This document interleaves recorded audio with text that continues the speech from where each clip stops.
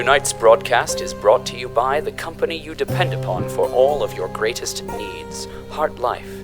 These stories are true dramatizations from our fair city's glorious history.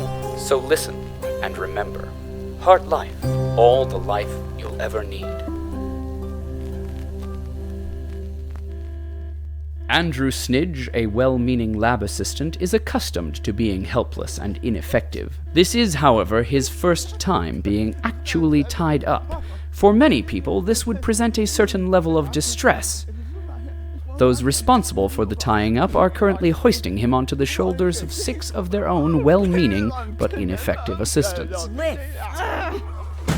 Idiots! This should come as little surprise, listeners.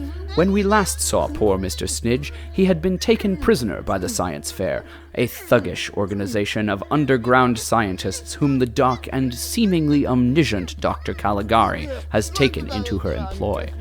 Sent to obtain the monstrous creation of Dr. Herbert West, the Science Faire has mistakenly taken Andrew prisoner, while outside, in the next room, the true creation lies poisoned and unconscious. What will become of all of this? Let us find out now. All right, everyone, let's try this once more. Everyone together, lift.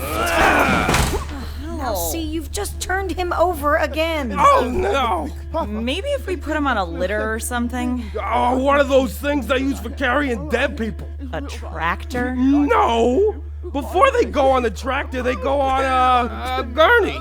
If they wanted you to have opinions, you'd be wearing lab coats. Now lift or I'll burn you with plasma and get 6 more participants who can do it right. The second placers are waiting outside to come in and get all the equipment. Let's go. Sir, the body back there is moving. I'll go check. You, keep going here.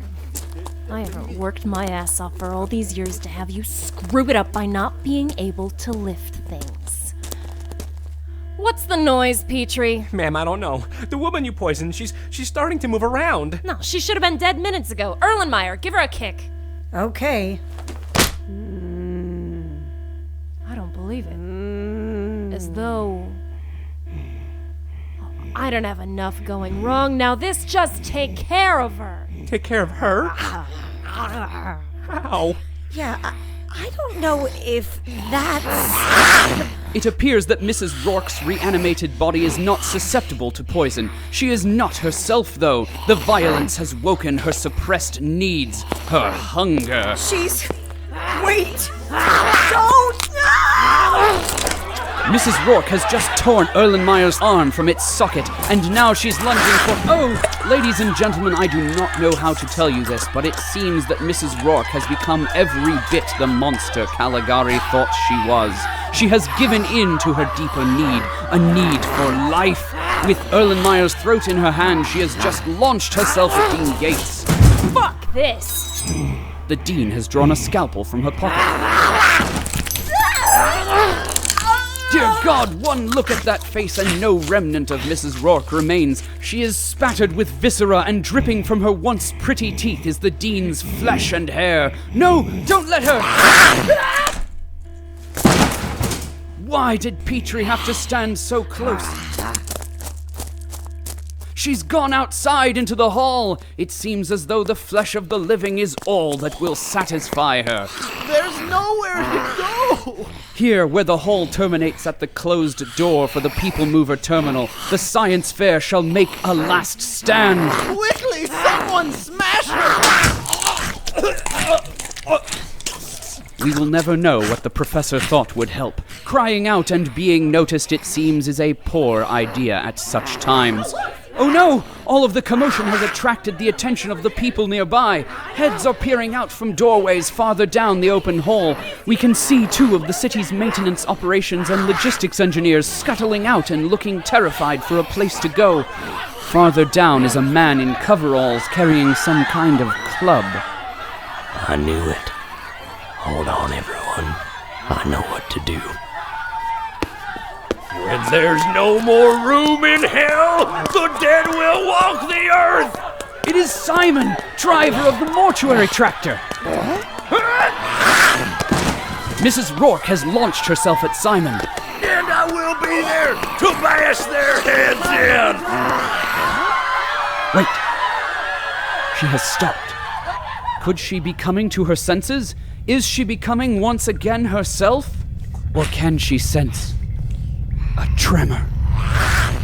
With that, Mrs. Rourke's risen corpse streaks off down the frightened halls of Level Q. I think the tremor scared her off. Is anyone okay over there? We gotta get out!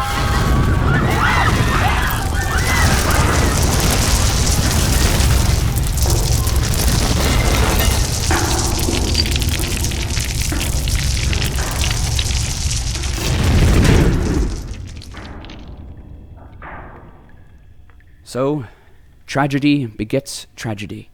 As the tunnel collapses and the world caves in around them, the bodies of the slaughtered and mutilated Science Faire which once littered this passage now lie buried under tons of soil and rock, all evidence of the event wiped clean from the halls. People of Deck Q, witness the future. This destruction is but a taste of what is to come. The Woken have risen among us! It's just another collapse. We have these all the time, and you know it. You think this is just another routine collapse? You all thought I was crazy. Look upon the work of the Woken and tell me who is crazy! I don't see anything except another collapsed tunnel. Oh, goddammit! Now the job of cleaning up will fall to the moles. Speaking of, where have they gone? Were they trapped in the collapse too? What will become of these poor overworked genetic experiments?